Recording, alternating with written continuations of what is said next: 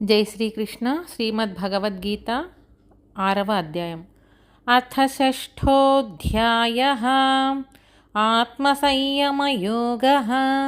శ్రీభగవానువాచ అనాశ్రితః కర్మఫలం కార్యం కర్మ కరోతి యః స సన్యాసీ చ యోగీ చ న నిరగ్నిర్న చాక్రియః. యం సన్యాసమితి ప్రాహుః యోగంతం విద్ధి పాండవ న హ్యసన్యస్తసంకల్పః యోగీ భవతి కశ్చన. ఆరురుక్షోర్మునేర్యోగం కర్మ కారణముచ్యతే యోగారూఢస్య తస్యైవ శమః కారణముచ్యతే. యదా హినేంద్రియార్థేషు న కర్మస్వనుషజ్జతే సర్వసంకల్పసన్యాసీ యోగారూఢస్తదోచ్యతే. ఉద్ధరేదాత్మనాత్మానం నాత్మానమవసాదయేత్ ఆత్మైవ హ్యాత్మనో బంధుః ఆత్మైవ రిపురాత్మనః. బంధురాత్మాత్మనస్తస్య యేనాత్మైవాత్మనా జితః. అనాత్మనస్తు శత్రుత్వే వర్తేతాత్మైవ శత్రువత్. జితాత్మనః ప్రశాంతస్య పరమాత్మా సమాహితః. శీతోష్ణసుఖదుఃఖేషు తథా మానాపమానయోః.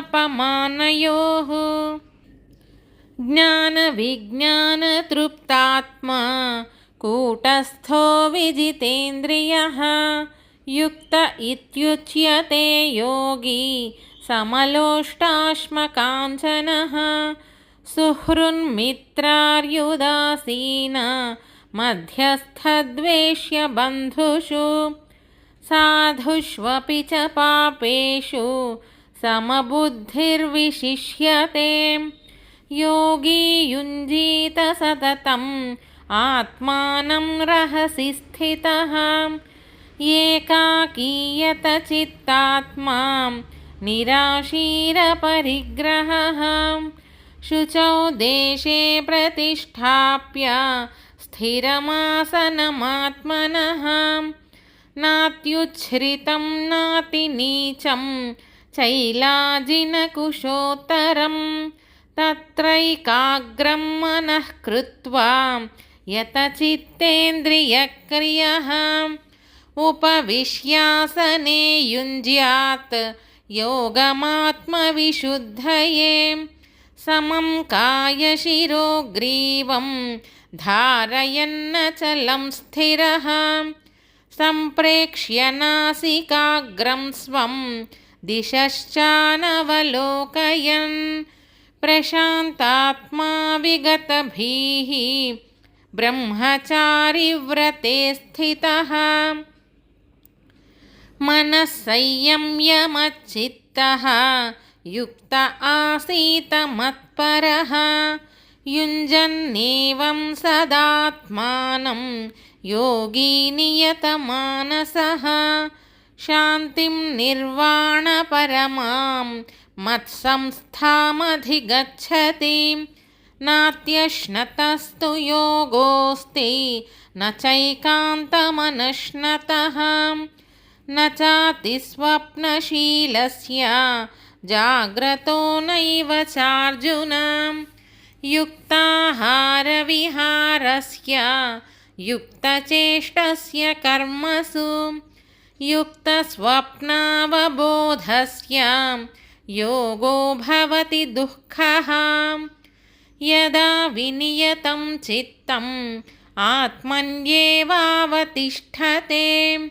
నిస్పృహः సర్వకామేభ్యः యుక్త ఇత్యుచ్యతే తదా. యథా దీపో నివాతస్థః నేంగతే సోపమా స్మృతా. యోగినో యతచిత్తస్య युञ्जतो योगमात्मनः यत्रोपरमते चित्तं निरुद्धं योगसेवया यत्र चैवात्मनात्मानं पश्यन्नात्मनि तुष्यति सुखमात्यन्तिकं यत्तत् बुद्धिग्राह्यमतीन्द्रियं वेत्ति यत्र न चैवायं स्थितश्चलति तत्त्वतः यं लब्ध्वा चापरं लाभं मन्यते नाधिकं ततः यस्मिन् स्थितो न दुःखेन गुरुणापि विचाल्यते तं विद्याद्दुःखसंयोग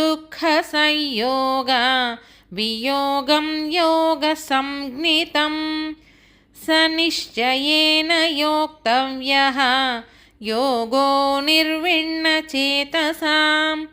संकल्पप्रभवान् कामान् त्यक्त्वा सर्वान् शेषतः मनसैवेन्द्रियग्रामं विनियम्य समन्ततः शनैः शनैरुपरमेत् बुद्ध्या धृतिगृहीतया आत्मसंस्थं मनः कृत्वा न किञ्चिदपि चिन्तयेत् यतो यतो निश्चरति मनश्चञ्चलमस्थिरं ततस्ततो नियम्यैतत् आत्मन्येव वशं नयेत् प्रशान्तमनसं ह्येनं योगिनं सुखमुत्तमम् उपैति शान्तरजसं ब्रह्मभूतमकल्मषं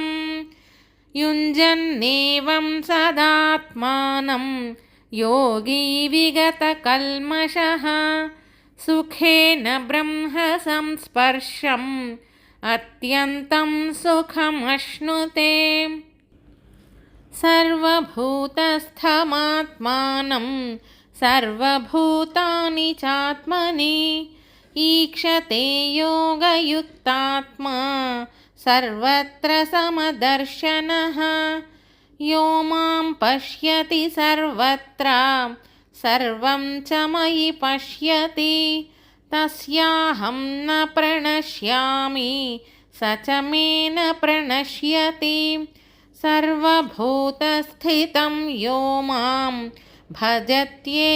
भजत्येकत्वमास्थितः सर्वथा वर्तमानोऽपि स योगी मयि वर्तते आत्मौपम्येन सर्वत्र समं पश्यति योऽर्जुन सुखं वा यदि वा दुःखं स योगी परमो मतः अर्जुन उवाच योऽयं योगस्त्वया प्रोक्तः साम्येन मधुसूदन एतस्याहं न पश्यामि चञ्चलत्वात् स्थितिं स्थिराम् चञ्चलं हि मनः कृष्ण प्रमाथि बलवदृढं तस्याहं निग्रहं मन्ये वायोरिव सुदुष्करं श्रीभगवानुवाच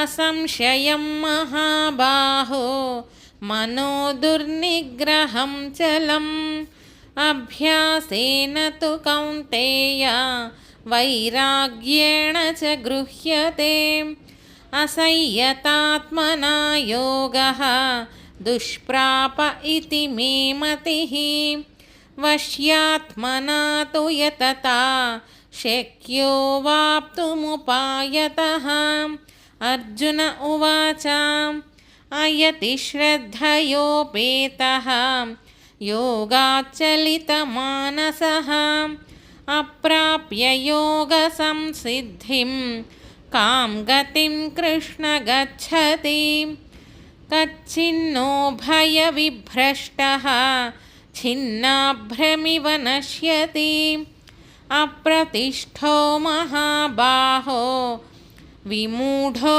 ब्रह्मणः पथि एतन्मे संशयं कृष्ण छेत्तुमर्हस्य शेषतः त्वदन्यः संशयस्यास्यां छेत्ता न ह्युपपद्यते। श्रीभगवानुवाच पार्थ नैवेह नामुत्र विनाशस्तस्य विद्यते न हि कल्याणकृत् कश्चित् दुर्गतिं तात गच्छति। प्राप्य पुण्यकृतां लोकान् उषित्वा शाश्वती समाः शुचीनां श्रीमतां गेहे योगभ्रष्टोऽभिजायते। अथवा योगिनामेव कुले भवति धीमताम् एतद्धि दुर्लभतरं लोके जन्म यदीदृशं तत्र तं बुद्धिसंयोगं लभते पौर्वदेहिकं यतते च ततो भूयः संसिद्धौ कुरु नन्दन।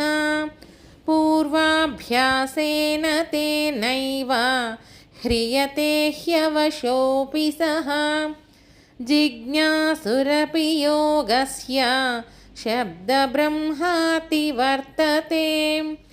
प्रयत्नाद्यतमानस्तु योगी संशुद्धकिल्बिषः अनेकजन्मसंसिद्धः ततो याति परां गतिं।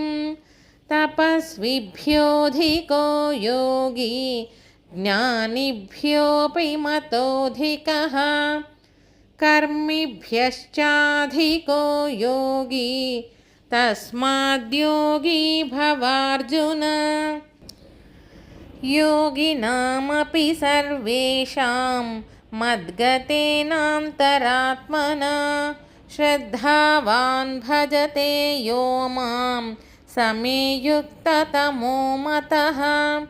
ॐ तत्सदिति श्रीमद्भगवद्गीतासु उपनिषत्सु ब्रह्मविद्यायां योगशास्त्रे श्रीकृष्णार्जुनसंवादे आत्मसंयमयोगो नाम 6ठोऽध्यायः।